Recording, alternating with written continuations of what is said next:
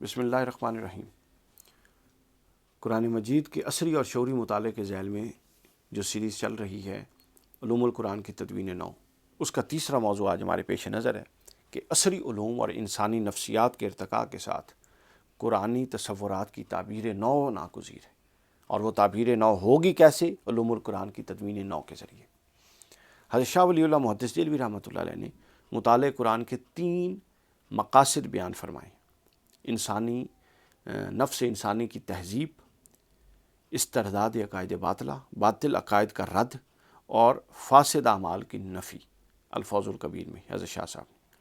اچھا، آپ کو غور کرنے کی بات ہے، حضرت شاہ صاحب فرما رہے ہیں یہ تقریباً 200 سال کم و بیش اس سے پہلے، تو نفس انسانی کی تہذیب، اس وقت نفس انسانی کو جو مسائل درپیش تھے، شاہ صاحب نے اصول بیان کیا، اس اصول کی روشنی میں اس وقت جتنا کام ہوا، اس دور کے درپیش مسائل جو انسان کو بے راہ روی اور نفسی عدم تہذیب کی طرف لے جاتے تھے اور انسان کے نفس کی تہذیب کی راہ میں رکاوٹ تھے، اس پر کام ہوا۔ اب 200 سال بعد، اور یہ 200 سال میں جو سپیڈ ہے وہ پچھلے 1000 سال سے بھی تیز ہے، یعنی 1000 سال میں اتنا سپیڈی کام نہیں ہوا جتنا پچھلے 200 سال میں ہو گیا۔ تو پھر کیا نفسی ارتقاء کے بعد اس 200 سال میں شدید جو علم اور فضل اور علم اور فہم نے ترقی کی ہے اور جدید تصورات آئے، کیا ان تصورات کے بعد جو انسانی نفسیاتی علوم میں ترقی ہوئی ہے اور جو نفسیاتی مسائل میں ترقی ہوئی ہے، کیا آپ 200 سال پہلے کیے ہوئے کام کو مد نظر رکھ کر آج کے تہذیب نفس کے ضروریات اور تقاضوں کو پورا کریں گے؟ این خیال است محال است جنو، یہ نہیں ہو سکتا۔ دوسرا، استرداد عقائد باطلہ، اہم ترین موضوع۔ ہر آنے والے نئے دن، نئے مہینے، نئے سال، نئے باطل تصورات، نئے باطل افکار و نظریات کا آپ کو سامنا ہے۔ اب ضرورت کیا ہے؟ ان نئے تصورات جو نئی گمراہیاں اور فکری گمراہیاں آج رہی ہیں، ظاہر ہے اس سے پہلے تو وہ ڈسکس ہی نہیں ہوئی چونکہ موجود ہی نہیں تھی، اور اگر آج آ رہی ہیں تو پہلی آج تک جتنی گمراہیاں آئی تھیں ان گمراہیوں کو باقاعدہ ایڈریس کیا گیا۔ ہر اپنے اپنے بندوں نے اپنے اپنے دور میں علماء محدثین نے کیا، لیکن آج جو کرنا ہے وہ کون کرے گا؟ آج جو گمراہیاں فکری طور پہ موجود ہیں، جو جدید چیلنجز کے ذریعے، جدید تہذیب کے ذریعے درپیش ہیں، ان کا مد مقابل کاؤنٹر نیریٹو قرآن سے کون لائے گا؟ نہیں آ سکا۔ تیسری چیز، اعمال فاسدہ کی نفی۔ نئی تحقیق اور ٹیکنالوجی نے جس طرح آسانیاں کی ہیں اسی طرح مشکلات بھی کی، نئی اپنا گناہوں کے رستے کھولے، تو لہٰذا اس کو مد نظر رکھنے کے لیے بھی نئی پلاننگ کی ضرورت ہے۔ خلاصہ یہ ہے ان مقاصد کے حصول میں قرآن مجید سے اخذ اور استنباط کے علمی، فکری، عملی، تجربی اور آرزو و جستجو 1400 سالوں پر محیط ہے۔ کوئی بھی دور ایسا خالی نہیں رہا پچھلے 150-200 سال چھوڑ کے کہ جب ہر دور میں اس طرح کے تینوں مسائل کو درپیش چیلنجز، وہ تینوں اسپیکٹ میں جس میں بھی ہوں، نفسانی لحاظ سے ہوں، اعتقادی لحاظ سے ہوں، عملی لحاظ سے ہوں، ان کے مد مقابل رکھ کر کاؤنٹر نیریٹو قرآن سے ڈرائیو کرنے کا ہمیشہ سے یہ ایک عادت جاریہ تھی امت مسلمہ میں۔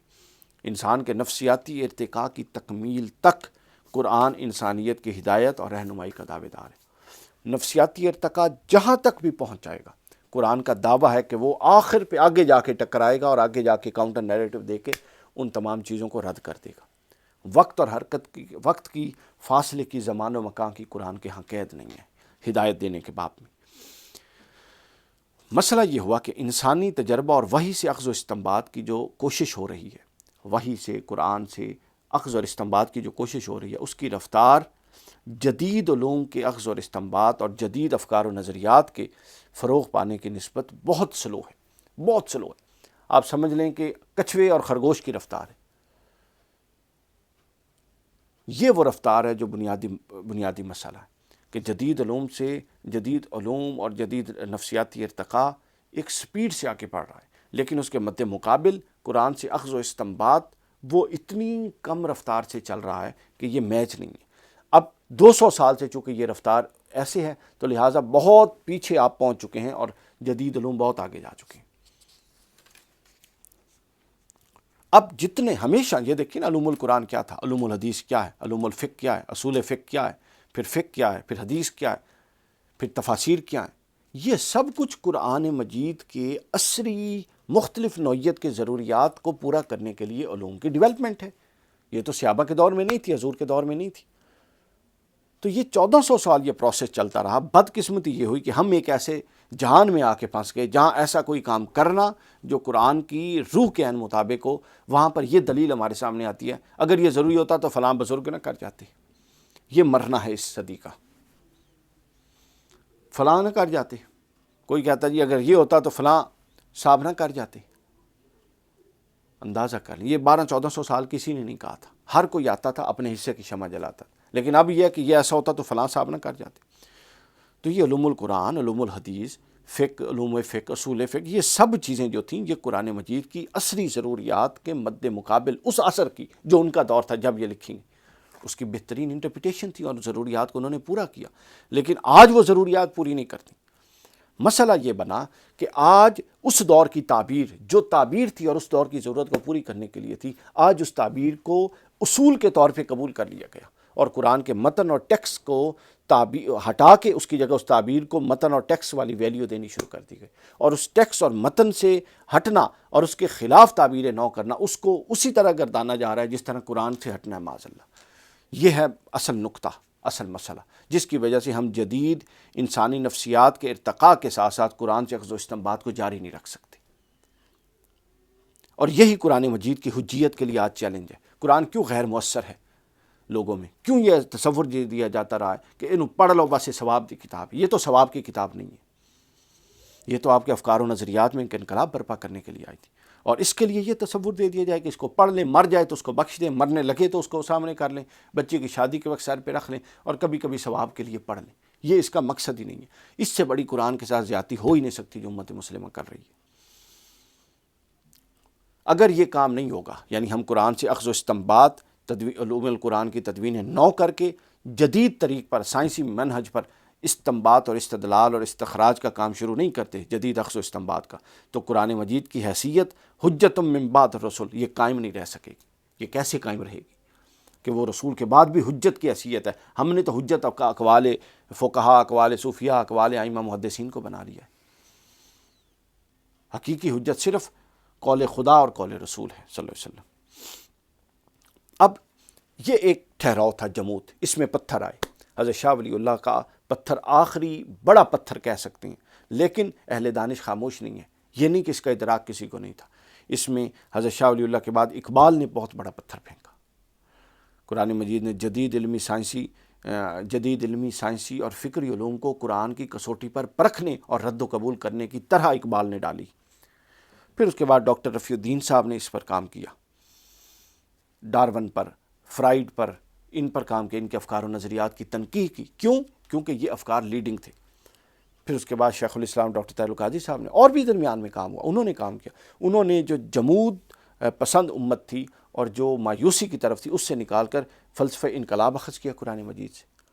دیکھیے، ایک فلسفہ اگر حقیقی قرآنی تصور پر مبنی ہو تو وہ پوری دنیا میں تہلکہ مچا دیتا ہے۔ آج 100 ملکوں میں تحریک ہے اس فلسفہ انقلاب اور اس فلسفہ تحرک پر مبنی جو قرآن سے اخذ کیا گیا تھا، چونکہ یہ قرآن کے اخذ کرتے ہوئے نقطے اور فلسفے کا فیض ہے کہ وہ بند نہیں رہ سکتا، وہ اپنی مؤثریت رکھتا ہے۔ یہ وہ وجوہات تھیں جنہوں نے یہ سارے مسائل کیے، اور اب اعمال فاسدہ کی نشاندہی اور انسان کے